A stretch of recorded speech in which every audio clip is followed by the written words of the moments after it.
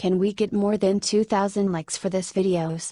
If we get more than 2,000 likes at this videos, we will upload more patriotic news. Wow. Ted Koppel got an epic response from Sean Hannity after he tried to discredit him. Ouch. Ted Koppel had a feud with Sean Hannity this Sunday on Fox News. He told him that he is bad for America. Hannity replied on this on CBS Sunday Morning and told Koppel to give some credit to the American people. He said, "We have to give some credit to the American people that they are somewhat intelligent and that they know the difference between an opinion show and a news shot. You are cynical. Do you think we are bad for America? You think I am bad for America?" On this, Koppel responded, "Yeah. In the long haul I think you and all these opinion shows are." Hannity said that he was sad that Koppel felt this way. On this, Koppel replied, "No, you know why? Because you are very good at what you do. You have attracted people who are determined that ideology is more important than the facts."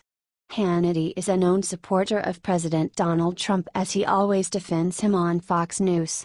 He defended Trump even this Friday, when he said that Trump is not to blame for the failed repealing on Obamacare.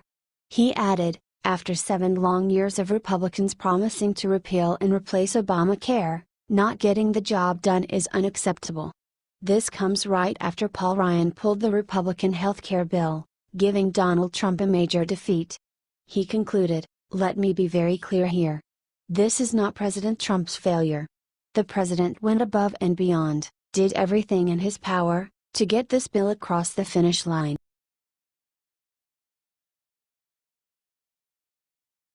Breaking: Paul Ryan will be replaced, guess who takes his seat? The entire healthcare fiasco has been quite a bad thing for the Republicans. It was pulled right before yesterday's voting. There was not enough support needed to be able to pass. Now, it seems more and more like Paul Ryan may be resigning his Speaker of the House position. President Trump has been mostly silent about the most recent revelations, including the unsuccessful bill. But his administration did leave this as an answer to Paul Ryan. This is one more example of the staff not working suitably for the president and the faulty speakership of Ryan. This pops into question yet again the Speaker's determination to support Donald Trump and his plan. Speaker Ryan showed today that he does not have the best intentions of the president at heart. He sold out the president and proved that his word can be taken with a grain of salt. There is only one thing left to do that ought to be taken to move beyond this catastrophe, and that is the quick replacement of Paul Ryan from the speakership. The removal of the speaker has to be voted upon, which means Trump is unable to just fire him from his position. Nevertheless, if President Trump could gather enough support for a particular person to replace Ryan, he could have a real shot. That is where Discredit steps in. He has been tearing it up in the hearings concerning Comey and the FBI. He might be a brilliant replacement for Ryan. He is already familiar with the ins and outs of the House, and has proven that he is prepared to follow President Trump. If you think Discredit should replace Paul Ryan as Speaker of the House, share this.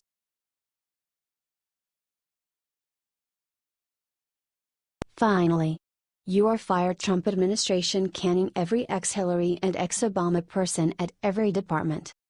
Amazing news. It's time for some major house cleaning, and Trump's Secretary of State Rex Tillerson is wasting no time, making important staffing changes in the State Department and every other department. Staffers in the offices of Deputy Secretary of State for Management and Resources as well as Counselor were shown the door Thursday. The majority of those let go were big players, from the building's 7th floor, which is a symbolically important sign to the rest of the diplomatic corps that their new boss will be handling things different than the last one, reports New York Post. Tillerson made these staff changes when he returned from his first foreign trip. He was attending a G20 meeting in Bonn, Germany. As part of the transition from one administration to the next, we continued to build out our team. The State Department is supported by a very talented group of individuals, both Republicans and Democrats, spokesman R.C. Hammond said. "We are appreciative to any American who dedicates their talents to public," he added.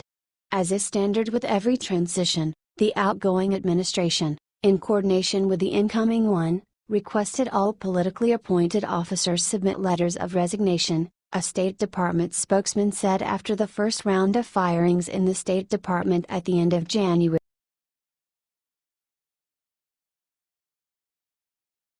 IT's official. President Trump makes bold move to shut down Obama's shadow government. This is amazing. Details. Barack Obama figured out how to be one of the most grounded and sharpest liberal elitists. I will give him this title in light of the fact that, not at all like Hillary and McCain, he succeeded the best of them, every single liberal follower, and has a huge responsibility for the globalists' motivation and their shadow government. Shadow government, profound state words that help us to remember something pitiless and dark. It is not a trick.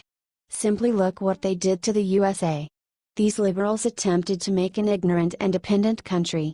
Simply look what they do. Imbecilic little welfare arrangement as opposed to giving employments, mainstream media mentally conditioning rather than through and through freedom and appropriate instruction, LGBT and psychological warfare rather than religion, spirituality and peacefulness. That is the thing that they need to do. Donald Trump sees them. He all of a sudden appeared unexpectedly and broke their system. From that minute on, the baffled and urgent liberal elitists attempt to adhere to their shadow government. Obama's remains kept an eye on Trump, that is without a doubt. Comey and the NSA attempted to offer fake stories. They said that the Trump Tower had been under reconnaissance because of the nearness of some Russian crowd manager. Decent reason.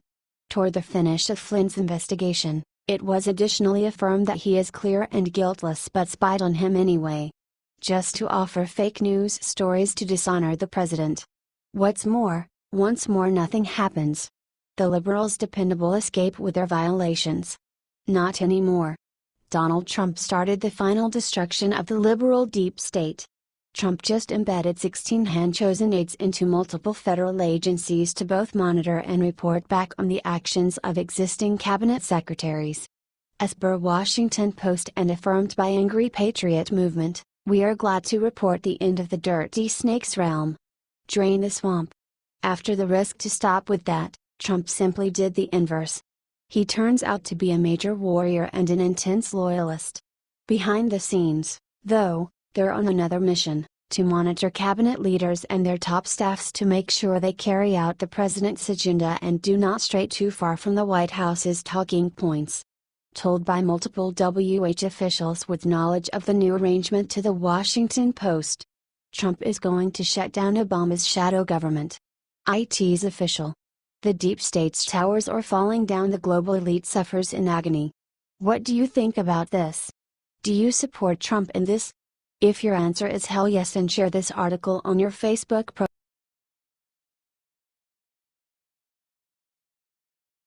Just in. Trump, Republican go on deems, IT's a historic triumph. Details. The election of President Trump was really an amusement-evolving occasion. Not just have the authoritative needs changed significantly from what we encountered under Obama, however, so has everything else from outside approach, to a residential arrangement, to legal arrangements.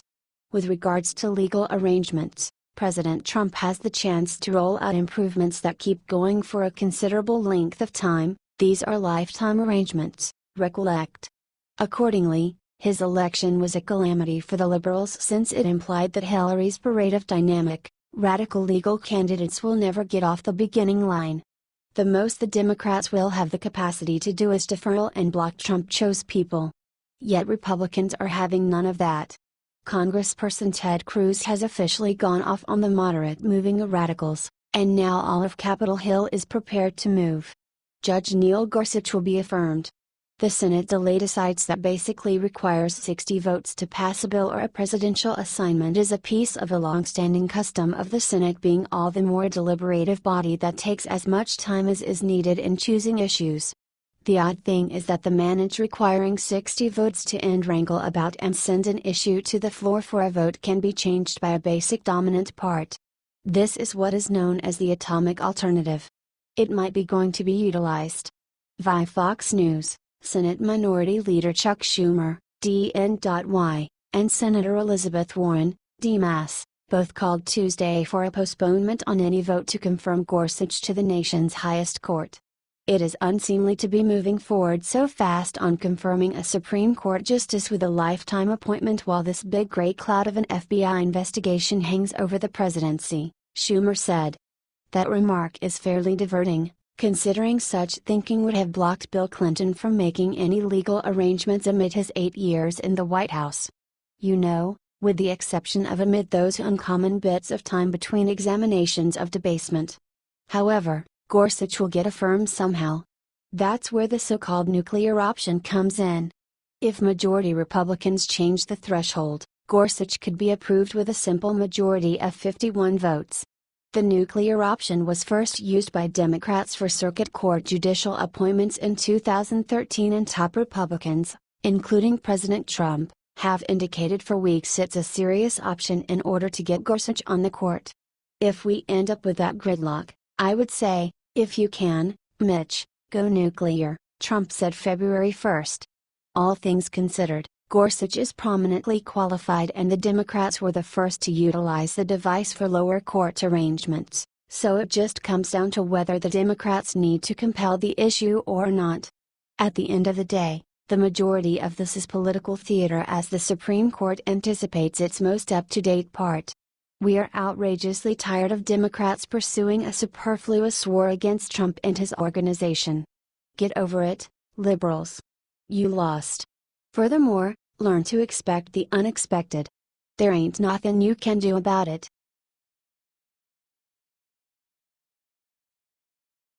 Massive news: Gowdy just made a huge point about the wiretapping investigation.